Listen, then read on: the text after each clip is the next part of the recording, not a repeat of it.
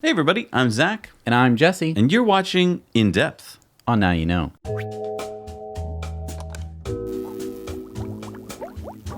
Sponsored this week by A Better Route Planner. You get all of the EV charging locations in your car, when you need them, where you need them, and they've done 7 million routes planned. Yes. It just keeps going up by a million every week. I used it the other day. I was like, can I make it from Maine all the way up Mount Washington and then back down to the supercharger?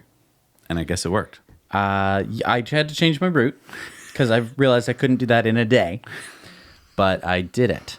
Nice. We're also brought to you by ecoware.us. We make new designs for t-shirts, and we don't just do t-shirts. No. We do hats, we do towels, we do Pillows. we do backpacks. Yeah.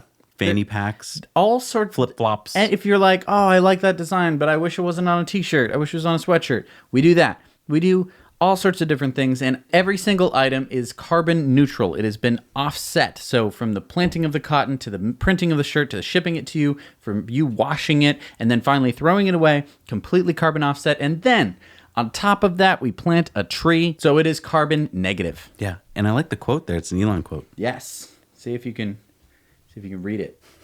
So this is the Q2 Tesla earnings call that just came in, and we're going to give you everything you need to know.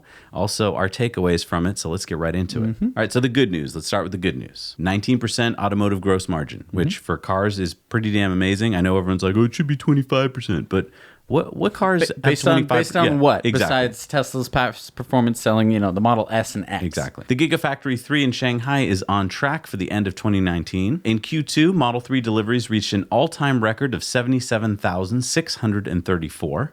So let's not overlook that all-time delivery record. The Model 3, once again, the best-selling premium vehicle in the U.S., outselling all of its gas-powered equivalents combined. It's staggering. It deserves a plaque. Yeah. So Tesla says they aim to produce 10,000 total vehicles of all models per week by the end of 2019. Which is staggering. Yes. And get this, some little bits we don't hear about. The power wall and the power pack, remember those little battery things? Yes. The deployment grew by 81% in the second quarter to a record 415 megawatt hours. Wow. That's another product they sell. They're not just an automotive company. They're not just cars. They also sell batteries. All right, some more good news. Power walls are now installed at more than 50,000 sites. Nice. So it's not a little product. It's not like just, a couple customers. Right. They are not cell-starved anymore. We heard during the call that they've gone from 23 gigawatt hours to 28 gigawatt hours of capacity. Basically, Tesla Grohmann, which is the engineering company they acquired in Germany, they enabled them to have a step change in energy storage production. Now, what is a step change? It's where you go from one, level or one, kind of growth, and then it goes whoop, whoop, right? So it just increased the amount of production that you had. And we got some guidance. Tesla continues to aim for positive GAAP net income in Q3 and the following quarters.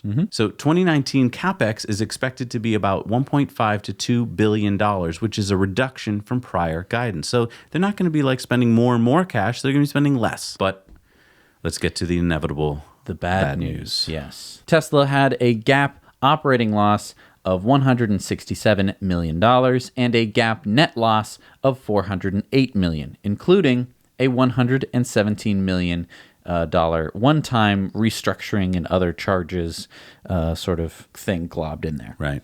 Any more bad news? No. That's literally basically all the bad news. How much do you want to bet? CNBC. That's all that gets talked about, right? Right. Deliveries are up, but Tesla still incurs a loss. Why can't this company do anything right? That's right, Dan. How's this company going to survive? We have absolutely no idea, Joe. That's it. That's the only piece of bad news that we can find. A lot of the news sites are going to show you a chart like this, okay, which is the net income of Tesla. And it's red, and it looks like it's all below the line pretty much. And that looks horrible, doesn't it? Oh, that looks super bad. But you know what? Don't look at it this way. Right. Look at it this way.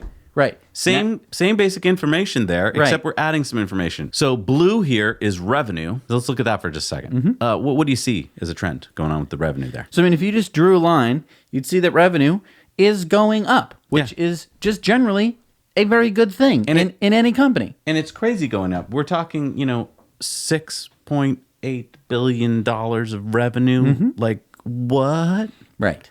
That's crazy. But then we do see the red, which is the operating income, and there is a slight loss this quarter. Right. But if we look at the gross profit, which is in orange, we see that they're doing fine. It's doing fine. The company is doing fine. And in fact, let's go one chart further. Let's look at their cash. Okay, Yeah. so this is how much cash is in the bank at Tesla. They have $4.95 billion in the bank.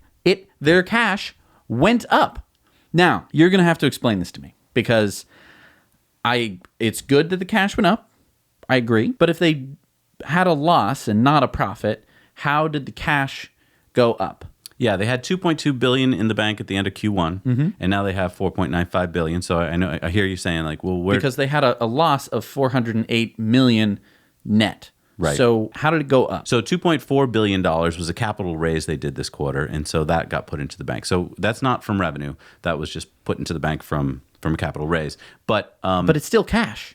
It's still cash. And it's still in the bank. Exactly. So, I mean, one of the big fears we've heard about for years is that the company's going bankrupt. They don't have enough cash. Let's just talk about that for a second. If they kept losing money at the same rate that they lost it this quarter, they could do that for the next 3 years. Every quarter, just lose $408 million.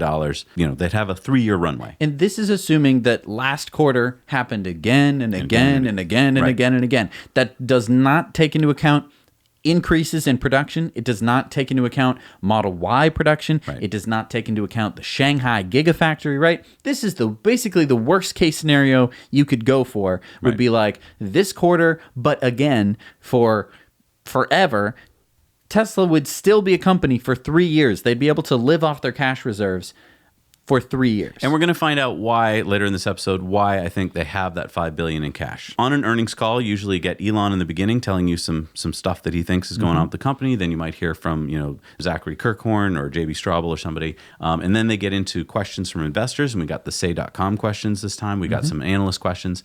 So we're going to touch on just little tidbits that we glean out of that so you don't have to hear the whole thing. So first thing that I thought was really interesting was that European factory location will be picked by the end of the year. They're not backing down on that. And that is why I think they need the $5 billion in the bank. When they finally pick that location, if they do have to build the factory from scratch, they're going to need loans to build that. And the banks that loan the money are going to look at their balance sheet. And if they see $5 billion in the bank, they're going to go, oh, yeah, sure, here you go. Here's a check. Right. So I think that's why they're doing that. Now, I hope that they find an abandoned factory or a soon-to-be abandoned factory. That's what I'm hoping. So a shuttered plant. Someplace that they're like, well, we can't make diesels anymore. Exactly. Hint, hint. Because building a factory in China, amazingly fast, astoundingly fast. That is not going to happen anywhere else in the world, especially Europe. It's going to go slow. China is very good at building factories. Yes. And they are very motivated to build a Tesla factory especially. Exactly. So that's why I hope that they buy a pre-made factory they can just waltz right into. In Q2, they added 101 mobile service vans to their fleet, and they added 25 service locations. Now, another thing that's probably going to get overlooked by the mass media is that they're continually building out their infrastructure. And I think the thing is that we're so used to businesses being, for the most part, static, right? So, like, if you know of a McDonald's, that McDonald's has been there for, like, at least 5 years, right? So you're used to that McDonald's being there. But I want you to think back to a time when, like, say, Starbucks was just exploding across the country, and people were just like, there's so many Starbucks, this is insane. I was going for shopping the other day, and I saw Starbucks across from another Starbucks. Whoa! Like they couldn't get over the growth of the company, and that is what Tesla is doing now. Except instead of opening a bunch of coffee stores, which people are obviously going to see and talk about, they're doing mobile repair vans and service center locations, which don't look like anything. Right. They don't generally have a giant sign over them saying Tesla service station. Right? And you're not going there for coffee anyway. So you wouldn't know that it exists, and neither would you know about any of the stuff Tesla does, the supercharger network, all of this infrastructure that they're building out, making their products better and better. I mean, in 2016, you bought a Model X, and there were about 200 superchargers in the country. Today, there's over 600. Yeah. Which means that your car is now way more valuable to you because you can drive it frickin' anywhere in the country. Exactly. This is the growth story of Tesla that just it's a little boring. No, and it's also, like you said, it's not noticed, because when you open a supercharger location, it's usually behind a restaurant or something. Nobody notices it. And by and large, they're in the middle of nowhere. Right. Right. I mean, sometimes they're By going to be design. right, because the middle of nowhere is in between the two places you want to go. Right. So another point that was brought up is that almost all of the orders for Model 3 in Q2 were from non-reservation holders. Parse that. Yeah, stop for a second. We've gotten this story from the media for a very long time, which is that Tesla had this big reservation list and they've been burning through it, and people have been dropping off the list, and sure, people have been getting their cars, but that's it. Those are the only people who are ever going to want to buy a Model 3. Right. This is quite literally cracking that theory into little bitty pieces and then crushing them into the dust. Yeah. That story doesn't make sense anymore, because in Q2 almost all the orders were non-reservation holders, which means that this mystical list of people which I was a part of. Me too. They weren't there. They'd already gotten their cars. Right. It's new people that heard about the cars. New customers. Seen my car and were like, gotta have it. Exactly. And the order backlog increased in Q2. So there's more people waiting for the car. Which I hope, should put just a final nail in the coffin for this ridiculous no-demand argument. It's ridiculous. I was really excited that Elon said this. He said the next 12 to 18 months are the most exciting yet. Now, I know that he does that sometimes. He gives a little hyperbole, but it's not hyperbole. No, it's true. I mean, it's always been true. It is. Tesla has been getting more and more exciting as we've continued through its growth, because it's growing exponentially. And so everything is just more exciting because there's more of it. And he didn't say it's going to be the most exciting ever and then it's going to go down. It's just more exciting than it's been. It just keeps getting exciting. Now, here's some big news. And this was just kind of dropped by Elon right before they went to questions. JB Straubel, the CTO of the company, is going to be stepping into a senior advisor position. So not leaving the company, but no longer going to be the CTO. That is going to be handed off to Drew Baglino. So this is going to be covered, I'm sure, as big news a lot of places. Oh, they're losing their CTO. Big news, bad news, right? Oh, no. First of all, he's not leaving. He's going to be a senior advisor. As he said himself, he said that this is not for a lack of confidence in the company. He says he's not going anywhere. He is going somewhere if need be. So, like, if they need help somewhere, he's going to be that guy. Yeah, I think he just doesn't want to be a day-to-day executive with all of those responsibilities. He's much better suited, I think, his brain is, for solving technical problems and stuff instead of just, bigger being a VP. Picture stuff. Right. There's so much development that's going to be happening in like battery technology and ultracapacitor technology. And I think that he really wants to be a part of that and not have to worry about all the stuff that goes on if you're a CTO. Right. Which is a lot of stuff. And I mean, you have to worry about. He just went through the whole Model 3 ramp. I think he probably just needs a break. Right. I mean, he sold some stock earlier in the year, which a lot of people were like, he's leaving the company. I think that he bought a house somewhere. Yep. And he's going to go take a nice couple-month vacation. Yep. And I hope that he does. Like, please. Go on a road trip. You deserve it, my dude. Exactly. And Elon brought up an interesting point. He said, if we hadn't had lunch, JB, in 2003 in El Segundo, this company wouldn't have started. I mean, can you imagine if they hadn't had lunch? Right. What if the waiter had spilled something and they'd go, oh, I got to go change my pants. We'll talk later. Right. Like, we might not have a Tesla. Right. There's a napkin somewhere with some calculations on it where they figured out how many batteries they'd need. I hope they saved that. That napkin, wherever it may be, is probably the most valuable. I mean, there's tons of napkins with lots of valuable stuff on it.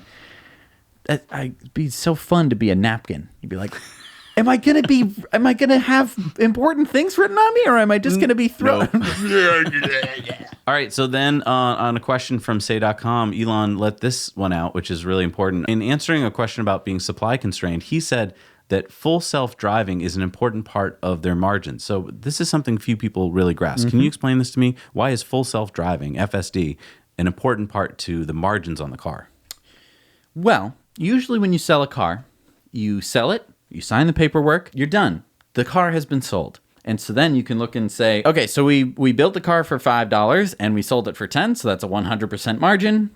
Great job, everybody. Yep. We doubled our money. We doubled our money. Excellent. However, Teslas are a little different. You can buy the car, sign the paperwork. The car is now yours. They've got their money. But then you can go, gee, I really want that full self-driving package. And you can go on your app You literally just, you like go on your app, you do a couple things, you buy the full self-driving package, and now, all of a sudden, Tesla goes, oh, there's more money in my bank account. Who is it from? It's from Zach. Zach bought full self-driving. Okay, we just globbed that on to the margin of the car, and all of a sudden, our margin went from 19% to 23%, whatever. Yeah, and you only had to ship me software you already wrote. Right. You didn't have to put it in a box, right? Nope. It didn't come on 18 CDs. Nope. You know? Right. Just simple upload, and the next day your car has full self-driving. So as Elon pointed out, I mean, as the new features roll out, it's going to be worth more and more. And another point I don't think people are thinking about is they're probably thinking, well, okay, whatever full self-driving is, that's what it'll be. No, as the features get better and better, Tesla's going to raise the price. And so you're going to be like, oh my God, it's $6,000, but it's going to be $8,000 next month. Should I buy it now? It's so awesome. This is super duper cool because basically no one knows what full self-driving is. No one has ever experienced it, basically ever. I mean, yes, you can get it a taxi or something like that, but it is not the same as having your car drive you around with no one else in the car. Well, and I think most people don't believe it. I mean, it's too hard to believe. It's never happened on Earth. And so when it actually happens, it's going to be mind-boggling. Yeah, and as Elon said, margins are going to go up to about 25 to 30% margins. Right. Because basically the value is going to be so high that they're going to be able to sell the full self-driving package for $20,000, $30,000. Yeah. Because it will be worth it. You'll be able to put your car on the Tesla network. Exactly. It's going to be Ubering for you while you're at work. Heck, you might not even need to go to work anymore because it's going to be making you so much money. I think it's going to be worth more than that. Right. So they're going to be able to put the price at whatever makes the most sense, which means that, maybe some people won't buy it, but a lot of people will. The value of it is going to be so high that all of a sudden their margins are going to be 30%. Including the cars that they've already sold. Right. There's so many cars already out there that don't have full self-driving, but have either the computers or can be upgraded to have the computer, and they'll get it too. And it's not going to happen just one day, and people are going to be like, oh no, I should have bought it earlier. It's going to be going up incrementally. All the time. And so every month and a half, 3 months, I have no idea what the speed of this is going to be, but we just saw, like in August, the price is going to go up $1,000. Right. I think it's going to keep going up $1,000 because people are going to feel great after the price goes up. You're going to buy it, the price is going to go up, you're going to be like, yes! So smart that I bought that. Yeah. Because let me tell you, I did that, I feel like a genius. There was a question from say.com about battery and powertrain investor day. When and where will it happen? And they said it's going to happen February or March of next year. It's going to be like a show and tell, and they're going to explain a comprehensive review of cell chemistry, pack, manufacturing, a plan of how they're going to get to the terawatt hour per year level. Mm-hmm. We're talking, they might get to the 2 terawatt hour per year level, and they're going to explain how they're going to do that. And we're at the 29 gigawatt hour per year level. Right. So we're talking a huge leap. And I think that they were leaving out all the things about ultracapacitors. Yeah. Interesting. This question came up from say.com and about customer service. And this little thing slipped out. The number one reason people visit Tesla service centers is they don't know how to use autopilot. I was stunned when I heard that. I thought the number one reason would be like, a brake problem or I don't know, but like anything other than. Okay, so here's my question: you get your car, you're all excited, you get home, and you're like, I have no. How do you turn it on autopilot? And you think to yourself, I could watch YouTube. You can, and it's really easy. Like, couldn't you Google it? I think that part of the problem is you have to turn on autopilot first, and then you do the thing.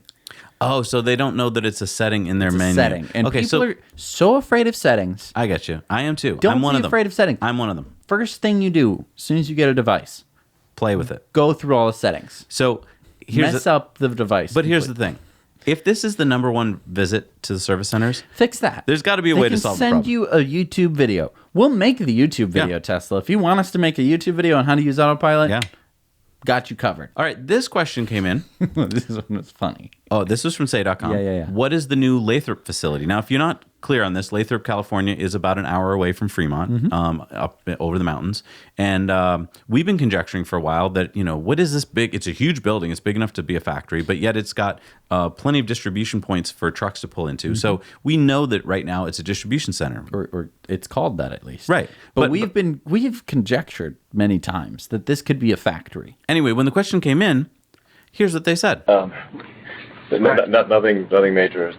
We're Parts just, distribution warehouse. yeah, we're optimizing the real estate, try to consolidate everything under one roof, reduce the cost. There's not really nothing special there.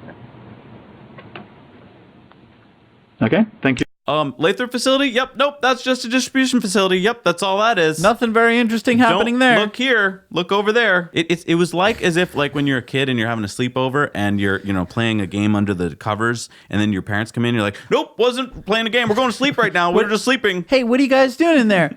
Nothing. That's what it sounded like. Come on, something's going on. Yeah. Something. Yeah. Now I know that I've seen pictures of people's envelopes or boxes and packages of parts sent from the Lathrop facility. No, and I'm not doubting that it's a distribution center and that maybe that's what it is now, but I think it's also going to turn into something else. I think there's it's a plan. going to be a factory. I do too. I think it very well could be, because that was a weird answer. It was. You could just say, "Oh, it's parts of distribution. We've been working with local." Exactly. Blah, blah, blah, Yeah, blah, give it in. blah, blah, Yeah, and then I'm going to fall asleep. Well, and stress what it is. Be like, it's so great because it saves us money and it's very efficient. Like, right, but that would be the normal answer. Yeah, it was weird. Mm-hmm. You guys should have worked on that before the call. Yeah, that was. Or maybe they did work on it before the call. It That's was the best pretty obvious. It was. So Elon said during Tony Sacconagi's call, he's from Bernstein, he said that demand in Q3 will exceed Q2, that Q4 demand will be very strong, so basically quarter-over-quarter improvements, that Q1 will be tough, so we're talking Q1 of 2020 will be tough, so we're looking for another, like maybe a little loss there. Q2, not as bad, but still tough. And then he said Q3 and Q4 will be incredible. So it's Q3 and Q4 of 2020. He just kind of laid out a roadmap for what could be coming. So, I mean, that's really nice. I think that this is probably going to be the most honest roadmap you're going to hear. And I just want to talk about stock. Yeah. Everyone's always talking about, so what's stock price going to be, Zach and Jesse? If Elon's right, this could be what we talked about before. This could be the kind of plateau that we've kind of hit, and we're going to work up to a plateau and sit there for about a year. And then Q3 and Q4 of next year could be the rocket ship that takes us off into the next stratosphere. Right. Just an idea. Right. Then the follow-up question from Tony was about the Model 3 cannibalizing Model S and X sales. And Elon said that they weren't sure themselves what was going on with the Model S and X sales. And I think we are pretty clear on what it is. It's two things. It's two things. One is the Model 3 is cannibalizing some sales. Yes, I think you built a great car and it's cheaper. So yes, people are getting that instead. Right. And before, people were buying way up to get the Model S because there was nothing choice. else. It was like, oh, it's either this or driving a Leaf. And if I need to do any kind of road trip, there's no way to do it. What's the second reason? The second reason is that there were leaks about a possible refresh. Yeah. And I think that those leaks were Killed demand. super killed demand, because here's what happens. When you hear a leak about something new and exciting, your ears perk up. Boing. Right? Oh, what was that? Oh, it's going to be better. You want to hear that, right? Yeah. As soon as Elon tweets out like there's no refresh coming for the Model S or there's X, you're good. like, I I'm sure heard there there's a is. leak. It's coming. I know. I'm just waiting. I'm just waiting here with my money. And it's not coming, right? Because the Model S has always just had this continual improvement. And sometimes there's like the front fascia. No, but it has to have a refresh. It has to. And this is exactly what we heard when we heard about the Model 3 having a heads-up display. It has to. It has to. They never said that it was going to have a heads-up display. Somebody said that it'll probably have a heads-up display if it's got that screen. And then everyone went, oh, it's going to have a heads-up display. Right. It's going to have a heads-up display. So the same thing, except with the leaks. And so yeah, the leaks are detrimental. It's going to take a few quarters, I think, for people to get that thought out of their mind. Yeah. And probably for some other improvements to come along. But Elon doesn't care, and he shouldn't, because basically Model 3 and Model Y are going to be huge. And Model S and X are these much smaller things. They were just their job was to get us to this point. It's the tinder to get us to this roaring fire of EVs, which is ironically not a fire. based system. So then an interesting point from Jerome Guyen, who is basically their COO. So labor hours have been cut in half from last year. So year over year, they've gone down by half on the Model 3. And the scrap has gone down 90% from last year. Now, let's keep in mind where we were, what was going on last year. Q2 of last year, they were selling very few Model 3s. They were very much in production hell. So the amount of scrap that they were producing was going to be a lot higher. The amount of labor hours was going to be a lot higher. This is, right when they were like, oh, we didn't get the robots ready to build these Model 3s yet. We need to get a ton of workers in here to make these cars. So now that they've actually had time to improve their process, they've had a whole year to improve their process, and it's worked. Production has gone through the roof as compared to where they were last year. It means that now the robots are programmed to do some of the work, and they're going to have a lot less scrap. And Elon pointed out that their fiscal discipline has dramatically gotten better than in the past, which is another really good piece of news. Right. They've changed the way that their whole structure has worked, right? They used to be this company where it was just like, we have to make the Model 3. Throw money at the problem. Throw money at the problem. And now they've gone to the complete opposite, where like Elon Save was just money. like, I am reviewing expense reports, and your report might end up on my desk, so you better make damn sure that it's useful. So we actually talked about this next point in Tesla Time News, where we were conjecturing that basically where they have perhaps taken some space in the Fremont factory, cleared out all the part storage, moved that to either Lathrop or somewhere else, and they're going to be getting ready for the Model Y. And we were right, because Jerome actually said that. He said that they are clearing out space in the Fremont factory to make room for Model Y production, which is insane. Yeah. Okay, because we've been to the Fremont factory a couple times, and they said this in the call. Every few months, the Fremont factory is just getting busier and busier and busier. I don't know how they're going to fit the Model Y production line in there, but it's insane that they're actually able to do that. Yeah, and they're saying that every few months it changes completely. Like if you haven't been there recently, it's completely different. Yeah. And Elon said the rate of improvement is incredible, that you can feel it and you can see it, and that they're going to do 8,000 cars per week in Fremont by the end of the year. And in fact, Elon said their goal is to have 10,000 by the end of the year. Right, and that's total, including the Model 3, right. S, and X. Interesting point here on a Credit Suisse question from Dan Levy. Zachary Kirkhorn, the CFO, talked about the fact that regulatory credits will become a more meaningful part of our business. And I was kind of shocked by that. Right. I mean, I knew that they're selling about $2 billion worth of credits to FCA, but I kind of thought that was a one-time thing. Right. I mean, and that's just for Europe. Like, that whole deal was just for Europe. So that doesn't include ZEV credits in America. But I think that Europe is going to be a big moneymaker for them in terms of, regulatory credits, because all the other car manufacturers make super polluting cars. So RBC Capital Markets had a question.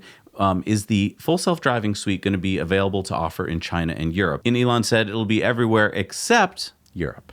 Yeah, and that's because the committee rules that need to be changed to allow it to happen. So he said we'll see a lot of pressure from customers in Europe. And so if you're in Europe right now, you got to put some pressure. If you're not going to have full self-driving. That's going to suck. All right, so it's time for our takeaways here of what happened, the big things. I think the first one was the Lathrop. When I heard them saying the weird stuff about it, I'm like, that's nothing weird. To see here. Oh, nothing interesting is going on. So this is a long shot conjecture for me. Yeah. But if it turns out that Lathrop is going to be a factory, that could mean a lot of big news. That could mean a lot of more production. So if it turns out that Model Y is super in demand and they can turn on Lathrop, that could be huge. It could be huge. The next takeaway, I think, is the full self-driving and the margins. So we talked about when full self-driving becomes a reality and people are like, oh, wait, that's a real thing.